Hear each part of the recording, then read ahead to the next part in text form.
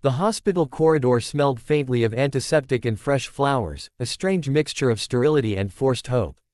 Nurses moved briskly past closed doors, their shoes squeaking softly against the polished floor. In one of the maternity rooms, a young woman lay exhausted but awake, her face pale, her eyes fixed on the tiny bundle sleeping beside her. She had just given birth hours earlier, her body still trembling from pain and emotion. What should have been a moment of quiet joy was instead thick with tension, the air heavy with unspoken resentment. Her mother-in-law stood near the doorway, arms crossed tightly against her chest, lips pressed into a thin, unforgiving line. From the moment she arrived, she had acted as if the room belonged to her, as if the newborn were her possession rather than the child of the woman lying weakly in the bed. Her voice cut through the room like a blade as she accused her daughter-in-law of being unworthy, irresponsible, and selfish. She claimed the baby deserved better, that her son had made a terrible mistake, and that this woman should leave the hospital before she embarrassed the family further. The young mother tried to speak, but her throat tightened. Tears welled in her eyes, not only from the cruel words but from the crushing realization that the man she loved was nowhere to be seen. He had promised to come. He had promised to stand by her. Yet the hours had passed, and only his mother had arrived, armed with judgment instead of support. Each harsh sentence felt like another door slamming shut, pushing her further into isolation. "Get up," the older woman snapped, gesturing toward the door. "You've done enough. The child will be better off without your weakness poisoning his future." Her words echoed in the small room, bouncing off the walls and settling heavily on the young mother's chest. She felt abandoned, not only by her husband but by the life she thought she was building. The phrase rang in her mind again and again, abandoned. Just as the mother-in-law reached for her bag, ready to call security or escalate the scene further, the door opened. The sudden interruption froze her mid-motion. A tall figure stepped inside, his presence calm yet commanding. The room seemed to shift, as if the very atmosphere had changed. Nurses paused in the hallway, glancing in with curiosity. The mother-in-law's mouth opened slightly, then closed again. For the first time since she arrived, she was speechless. The guest was unexpected, someone no one in that room had imagined seeing in such a place. He spoke softly at first, his tone measured and respectful, but there was an unmistakable firmness beneath it. He acknowledged the newborn with a gentle smile, then turned his attention to the older woman. Without raising his voice, he dismantled her accusations one by one, speaking about compassion, responsibility, and the damage that cruelty inflicts, especially at moments meant to be sacred. He reminded her that strength did not come from domination, but from empathy. That family was not about control, but about protection. Each word landed with quiet force, and the mother-in-law's confidence visibly crumbled. She tried to interrupt, but he held her gaze steadily, unflinching. The power dynamic shifted completely. What moments before had been an exercise in humiliation now became a mirror held up to her own behavior. The young mother watched in disbelief, clutching her baby closer. For the first time since giving birth, she felt seen. Not pitied, not judged, but recognized as a human being deserving of dignity. Tears streamed down her face, but this time they were not only from pain. They were from relief. Later that same day, across the city, tension of a different kind unfolded under bright studio lights. On the set of Good Morning America, Keanu Reeves sat across from George Stephanopoulos, the atmosphere initially cordial, even warm. The interview began with familiar questions about upcoming projects, creative process, and the demands of fame. Keanu answered thoughtfully, as he always did, choosing his words with care, his demeanor humble and grounded. But the tone shifted when the conversation veered into more personal territory. Questions about his private life, his losses, and the public's fascination with his grief began to pile up. At first, Keanu tried to redirect, gently steering the discussion back toward his work and the people he collaborated with.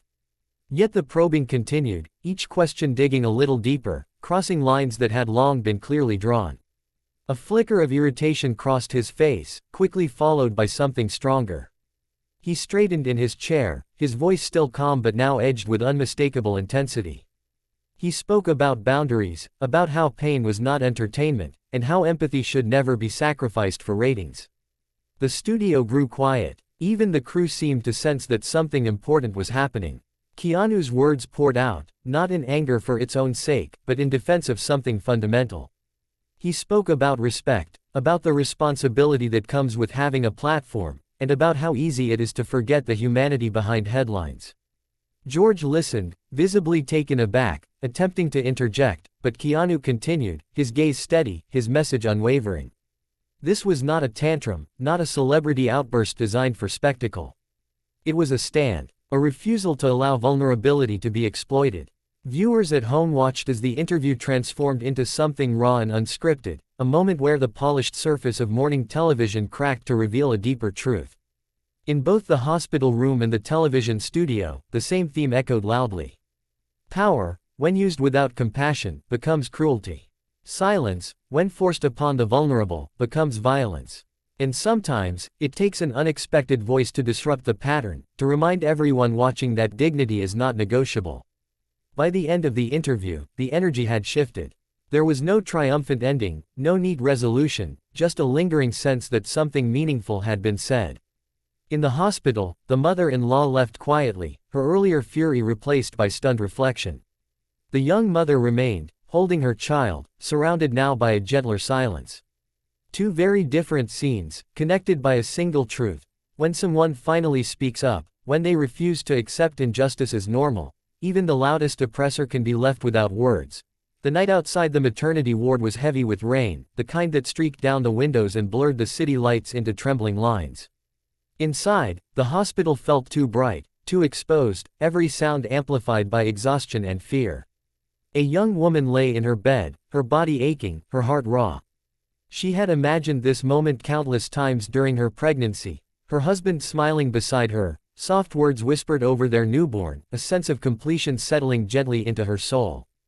Instead, she was alone, except for the woman who stood over her like a storm cloud. Her mother-in-law's voice was sharp and relentless. She paced the small room as if it were a courtroom, delivering accusations instead of comfort. She criticized the way the young woman held the baby, questioned her ability to be a proper mother, and reminded her repeatedly that she came from nothing. Each sentence landed like a slap. The young mother felt stripped of strength, her confidence shattered at the moment she needed it most. She wanted to scream, too. Defend herself, but the weight of childbirth and betrayal pinned her down. You should leave, the older woman said coldly. This family doesn't need your mistakes. My son will realize that soon enough. The words echoed, cruel and final. The young mother looked down at her child, her tears dropping silently onto the blanket. Abandoned. That was the word burning in her chest. Abandoned by the man who had promised forever, and now being cast aside by the family she had tried so hard to please. The tension reached its peak when footsteps approached the door. The mother-in-law turned, already prepared to assert her authority again, but she froze. A man stepped into the room, calm, composed, carrying an energy that demanded attention without aggression. His presence alone seemed to soften the harsh fluorescent light. For a moment, no one spoke. The mother-in-law's mouth opened, but no sound came out. Whatever she had expected, this was not it. He greeted the young mother first, asking gently how she was feeling, acknowledging her pain and her strength. Then he turned to the older woman. His words were measured, but they struck deeply. He spoke of respect, of the sanctity of motherhood, and of the irreversible damage caused by humiliation. He questioned her authority to decide who belonged and who did not. Each sentence dismantled her certainty, leaving her standing silent, exposed to the truth of her own cruelty. The young mother felt something shift inside her. The shame that had wrapped around her like a suffocating blanket began to loosen. She realized, perhaps for the first time, that she was not weak for feeling hurt. She was human. When the mother-in-law finally turned away and left the room, her heels clicking faintly down the corridor, the silence that followed was not empty. It was healing. That same day, miles away, another confrontation unfolded under the polished glow of television lights. The Good Morning America studio buzzed with its usual controlled chaos. Cameras adjusted, producers signaled, and the audience settled in for what they expected to be a pleasant, predictable interview. Keanu Reeves sat across from George Stephanopoulos, relaxed at first, his familiar modest smile in place. The conversation flowed easily in the beginning. They discussed film, storytelling, and the joy of collaboration. Keanu spoke with warmth about the people he worked with, deflecting praise as he always did. But then the questions shifted. George leaned forward, his tone sharpening slightly, steering the conversation toward tragedy, loss, and the personal pain that had followed Keanu for years in the public eye. At first, Keanu answered briefly, trying to keep the discussion respectful. But the probing continued, each question lingering a second too long, digging a little too deep. The studio atmosphere tightened. Keanu's expression changed, not into anger, but into resolve. He took a breath, his posture straightening as he decided not to let the moment pass quietly. He spoke about grief not as a story to be consumed, but as something lived with daily. He challenged the idea that fame erased the right to privacy. His voice remained calm, but it carried a force that silenced the room. He spoke about empathy, about how interviews should never turn suffering into spectacle. For a brief moment, the usual power dynamic of host and guest dissolved. This was no longer an interview, it was a boundary being drawn. George attempted to respond, but Keanu continued, emphasizing that kindness was not weakness, and silence in the face of exploitation was complicity. The cameras kept rolling, capturing a moment that felt uncomfortably real. Viewers watching from home could sense that this was not rehearsed, not performative. It was a man, choosing integrity over convenience. As the segment ended, there was no dramatic conclusion, no forced laughter to smooth things over. There was only a quiet acknowledgement that something important had been said. The studio lights dimmed slightly, and the energy shifted, leaving behind a lingering tension mixed with respect. Back in the hospital, the young mother slept for the first time since giving birth, her baby resting peacefully beside her. The cruelty she had faced did not disappear, but it no longer defined her. Someone had spoken up when she could not. Someone had reminded her that dignity is not granted by approval, but inherent. Both moments, though worlds apart, were bound by the same truth. When someone refuses to accept humiliation as normal, when they choose to speak with courage and compassion, silence falls not on the vulnerable, but on those who seek to dominate.